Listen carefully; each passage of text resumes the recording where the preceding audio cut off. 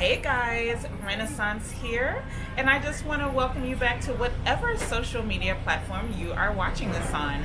I am here at the Orem Sunset Farmers Market in Utah, and I'm with Ashely. She's in the back cooking up some raw vegan food, and we're going to talk to her in just a minute about her life and what she's doing. I just met her the other day, and when I tell you, this is a divine connection.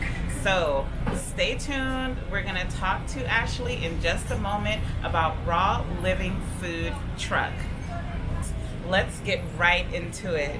So Ashely, first of all, I am so happy to have met you. Okay, we literally met not even a week ago. I was on Happy Cow and I was looking for some other vegan options in my area, and this food truck came up.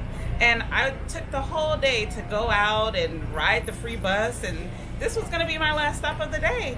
And I came to the truck, I ordered the mango Thai rolls, I ordered the nori rolls, and I got the liquid gold, which was like chef's kiss. And I was very happy with everything that I got. But not only that, we really made such a beautiful connection. So I just want to talk to you about where did it all begin. Just tell us a little bit about your upbringing. Did your family raise you vegan, vegetarian, or were you like me where I started off one way but I progressed into where I am now? Yeah, definitely. So I began like most people, standard American diet, not very good food, just like a lot of processed food. But I've always loved food. Like my parents, they would even give me like spinach out of a can and I would just like eat it. And so I feel like my palate has always been pretty good. Like I wasn't adverse to vegetables and everything, but I didn't get a lot of them. Okay, got it.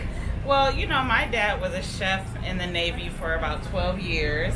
He was a good cook. He taught us all how to cook. Wow. But yeah, I mean, he would make meatloaf, salad, spaghetti, all of those things that you kind of just grow up eating without even a thought. Right. I had a lot of issues when I was a child, and it really catches up with you until you go back and you reflect and you're like, you know, maybe we should start feeding our children differently, like very, very, very, very young to start, you know? And come to find out, we have very similar health journeys. Yeah. A lot of my audience know my story about having 4 benign tumors and almost dying and being in the hospital. I had an abdominal myomectomy. But that whole process within the 3 years of being sick and then going back and forth to the doctor and then having a diagnosis and realizing that so much of it has to do with our food and like what we take in and our hormones and our blood type, all of those things. Yeah. Like you can give the audience a summary of what you went through that helped to wake you up to where you are now. Yeah, sure. So when I was young, I married, I was 19, I married into my husband's family, and my husband's Mexican American. But we would eat a lot of animals, a lot of meat, and like cheese, and that was just like normalized. And I never related what I was eating to my health. Because, you know, if you go to the doctors and you're not feeling well, they don't ever ask you, like, what your diet is, you know? Right. Or, you know, they might say, well, just eat more vegetables and fruit. But they're not telling you that these foods are making you sick.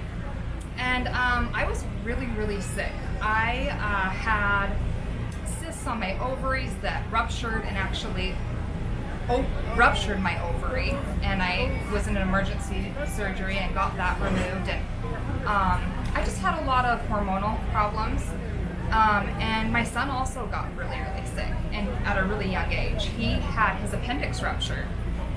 Yeah, so can you imagine what he must have ate to have that happen? Wow! Yeah, but you know, the doctors never told me that that could have been related to food, or what they call food. When I did choose to go vegan, I went vegan for the animals. I had no clue that it would actually be healthier, and so it was awesome. My family and I healed on a plant-based diet. Wow. Yeah. My extended family, they're still doing their thing, and I feel like my mother-in-law, like, she wants to be vegan, but her husband is just like not having it.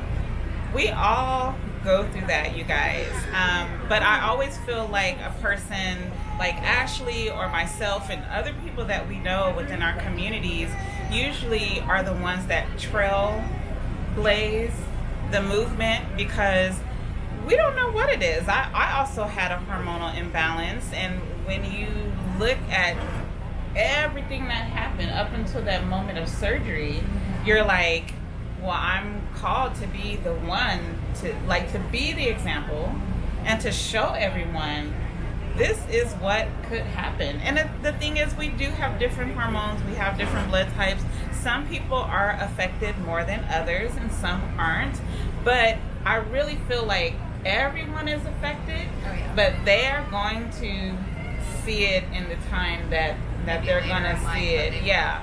I just feel like everyone is. Even if you don't feel it now, you will feel it at some point. Or we get used to living with things that we think is normal. Yeah, we just accept it. Yeah, like bloating or gas or, having a hard time digesting, constipation, thyroid what is it? disease. Right. Oh, my thyroid's not working. I meet so many people. Yeah. So many people are going through that, the alopecia and everything. And we think all of these things are normal, but we don't realize that you could just change a few things and it may make a difference. The data's out there. It's out there. Make a difference. Yeah. Article that I read about you. You were 4 years vegan. Then you've been 1 year raw vegan. So it's actually, I think, now been Like 6 years vegan. Okay. And 2 years raw. Okay. Yeah. So what constituted that little switch over? Like, what was it for you that was like, let me just go raw? Yeah. So I just kind of am lucky enough to have been on this journey that I've been in, and met a lot of people that are really educated in health and how the body works. And I have always just had a burning desire to learn, and so I just try to soak in, things that I didn't know before, because they were never taught to me. They don't teach these things in school. I had thought about, if we weren't being told that these foods that we were eating were hurting us, even though I switched to a plant-based diet, are there still foods out there that aren't as good for my human body? And so then I just went on this journey and was educated that, these processed food and these inorganic foods, that they were all playing a role in affecting our health. And so I really thought hard about this and thought that us humans, we are not going to be at our best unless we feel our best. And if we feel our best, then maybe that will bring more compassion about, and compassion towards Mother Earth, and compassion towards even each other, and compassion to other species that we share this planet with. And so I just wanted to start something that would help humans be able to move in the right direction and be healthy. And because if Mother Earth is healthy and we're healthy, then we're all working as one together. And it's just better. It's better. Yeah, no, and I understand that. And I mean, you and I could do a whole different video about the energy of raw or even the energy of food, because really we take in molecular structure. When I grasped that concept, I was like, and I started telling people this, and they're like, what? I said, we don't eat food, we eat molecular structure. Totally. And when I was sick, I don't know where along those 3 years, or if it was like after my surgery or before, where I realized, I was like, we feed our blood and not our bodies. I had to go back and watch documentaries and study human biology to even understand how we actually worked. I used to think that I would eat stuff and it absorbed and it was like just floating around in my body. I was like, oh, wait a minute, no. The blood is being carried through the freeways, our arteries. And I've talked about this to all of our prospective organs, and everything is being nourished accordingly. The heart, the lungs, kidney, everything is all, it's all connected. When I understood that, I was like, this is crazy. Yeah. And gluten has been tied to mental illness, constipation. I learned that with myself. And there's a lot of mucus forming foods. The dairy, everything, sinuses. Our bodies are meant to detox. Our bodies are a self-cleaning machine. Yeah. And if we provide the right environment to our bodies, then our bodies are gonna they're really powerful. Our bodies are beautiful. I like to say that there are goodies, you know, because bodies aren't bad. Yeah. We don't have to be sick. Yeah. So you mentioned a term that I've never heard before. Anti-speciesist. Anti-speciesist. Yeah. Wow. First time ever in my life. Yeah. And you were explaining to me, you know, what that meant. And I was pondering on that today earlier. And I was just like, wow, it makes so much sense. Yeah. If you can just explain what that label means to you, what are some of the demonstrations you have done to get this idea across to people? Yeah. So, anti-speciesism is a lot like anti-racism, anti-sexism. I mean, the list goes on.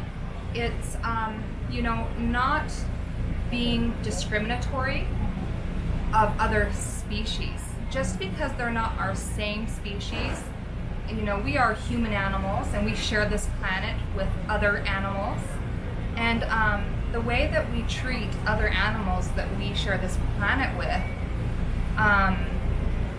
is very unkind. Yeah. And so I just believe that we shouldn't discriminate on other animals that we share this planet with, and we wouldn't want anybody to discriminate on us, you know, another species discriminate or harm us, you know? Yeah. And especially that wild animals, they all work with the ecosystem and with Mother Earth. Yeah.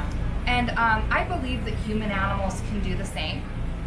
And I don't believe it, I know it to be true.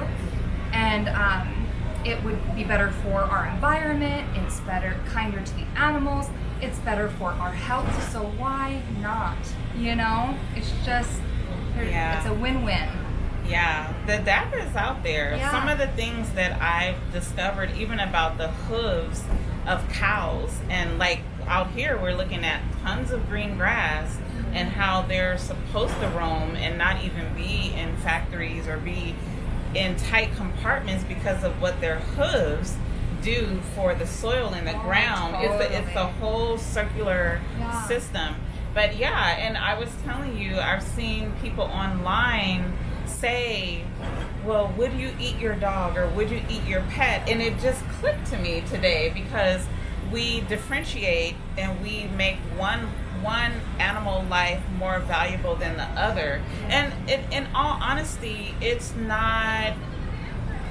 only the fault of how we are socialized, right? Like when I was taking sociology, that was such a huge course for me because I've always loved sociology and social changes and how growing up, it's just like, okay, the cow, the pig, or whether it's like the beef, the pork, the chicken, the turkey, that's all okay.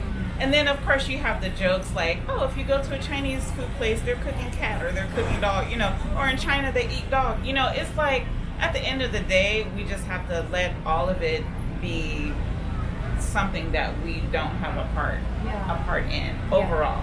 Or you are saying that your friend Crystal is going to come up here. Yeah, we're going to bring another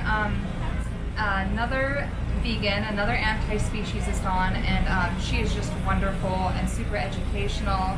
And hopefully our message that we have today just shows you that we really do care, and we really do care about each other, and we care about you, we care about our planet, and we can do better. Any culture that's unkind to ourselves or to others, we don't have to hold on to, and we can start something new and better for everyone. Hey, so you are Crystal. Yes. Okay. Yes. Now, Ashely was telling me that you have a wonderful take on what you guys call anti-speciesist or speciesism. Yes, anti-speciesism. So Ashely and I would both identify as an anti-speciesist or anti-speciesists. Ashely, who's the owner of this fabulous food truck, Raw Living, an all raw vegan food truck. Gotta try it if you're ever in Utah. Right. And yeah, one thing that I really love is that Ashely is one of the few businesses that truly has an anti-speciesist stance. And so a lot of people will ask, oh, like vegan for the animals, isn't that the same thing as anti-speciesism? And it's not exactly the same. I mean, there's overlap, but a lot of people, they might recognize, oh, it's wrong to eat animals, it's wrong to hurt animals, it's wrong to exploit animals, but they might still have a bias. Anti-speciesism is the rejection of prejudice towards animals. So some people, they might still value their dogs, not only just between human animals and non-human animals, but also different species. So some people, they value their dogs. For example, there's this great company that goes around and they pretend to sell dog meat, and people are absolutely, do you know about them? Elwood Dog Meat, yeah. And they pretend to sell dog meat. They don't. It's an anti-speciesist group. And they'll go around telling people like, hey, so like we're selling, and people are outraged. They're just absolutely outraged, rightfully so, that these animals are being killed and sent for slaughter, but they're not so outraged about the, you know, thousands, millions of animals that are being slaughtered daily. Pigs, totally fine with that. Cows, they're totally fine with chickens. And this is just land animals alone. Forget the sea animals. I mean, that's in the trillions. So we want to make sure that people get that. So we go around the state educating people on speciesism. And so we want people to know that it is more, we need to treat our animals like humankind. They're our fellow earthlings. So we want to make sure that there's no discrimination. Right. So. That is amazing. Well, thank you so much for that, Crystal. Just breaking it down for me and the audience. And yeah, thank you so much for that. Let's go eat some food. Let's get some raw food. Okay. I want to know though, what really prompted you to say like, okay, I'm just gonna have a food truck, like, because you can continue to be an activist, you can continue to not have a business or not. What was the thing that was like, you know what, I have to start a business, like I have to introduce raw food to my community where I am? Yeah. So I have always expressed my love by creating food. From the time I can remember, I was making, you know, big dinners for my family ever since I was young. That's my, I guess, talent that I have, and I'm just really good at putting like flavors together, and I enjoy watching people eat my food. So it's just really cool because now it's not just around my dinner table. I've extended that dinner table to the community. And then it's just so wild because my passion of one love, my passion of treating animals and human animals and non-human animals and treating our planet kindly, it just so happens lines right up with my passion of expressing my love via extending my table, basically. Oh, yeah. And so I'm extending my table in the most loving way that I can think to do, because I'm truly providing humans with love, because I'm giving them that plant force energy, that good vibrations. And I am hoping that with extending my table and helping humans feel better, that they're going to go out into the world and they're going to make more compassionate choices. Yeah. Wow, that is the most beautiful statement I've ever heard. That your why is really a beautiful why. And I could see the passion when you talk about it and everything. So, but let's talk a little bit about the other end of it. You have your truck now, and there's like a gazillion trucks around here. What are some of the challenges that you face? Like, we know that there's pushback, and what challenges come along with being the remnant of a system like this? You know, I just really don't let the challenges get me down, because I believe that if I attract good into the world, I will receive good. And that is what's happened so far. I have built a community, and I'm still showing people that this is possible. And in fact, I love being out here amongst all the other food trucks, because I think to myself, holy moly, Ashely, you are the only one sitting here today providing human food for humans that is actually nourishing them. And I'm just going to keep on doing it, I'm going to keep on pushing, and I'm going to keep on thinking positive. Well, we've talked a lot, and I'm ready to get into some signature dishes. So we're going to take a little bit of time to prepare something, show off what Ashely is selling here today at the marketplace, and we're going to taste a little bit of food. See you in just a minute. You have your girls here today, and they've been helping you with the food truck. Now, how did you raise your children? I hear that they're all vegan. And you were telling me a story about how you presented this idea of plant-based to them when they were young. Yeah. So I had a friend that was doing a college school paper on morals and do you remember what it was? Oh, I think it was like ethics and values. Yeah. It's an ethics and values report, and the topic, and she wasn't vegan even herself at the time, but the topic that she just happened to choose was veganism. She found out that we didn't have to hurt animals and eat them in order to be healthy, or even in order to survive. And I was like, what? I had never heard that before. She said, Ashely, do you agree? Do you think animal abuse is okay? And I was like, well, heck no. Who would agree to hurting somebody, And she's like, well, if you don't have to, hurt animals who are sentient, who love their families just like you or I, then if you continue to hurt them, then you're being a hypocrite. And I was like, I quickly thought to myself, do I want to be a hypocrite? Am I okay with, saying that I'm not okay with abusing animals and then continuing to abuse them? And I just said, heck to the no. I was like, I'm not okay with that. And I'm not gonna, it was just very, and I wasn't even a vegetarian. I had never even met a vegetarian or a vegan. That just had never crossed my path. And so I walked into the living room and I said, hey guys, I was like, I just want you to know that I've chosen to be vegan, and we don't have to eat animals, because in order to eat them, you have to hurt them. We don't have to eat animals in order to survive and be healthy and thrive. And it's totally up to you guys, but I'm choosing not to do this. And if you guys would like to not do it, I will make food for you. I will change all the ways that we've been doing, and I will, not include hurting animals. And they all looked at me and they're like, we don't want to do that, you know? What do you mean? We don't have to do that? We don't have to like eat animals? And I'm like, no, we don't have to. And we never looked back. Like, that was it.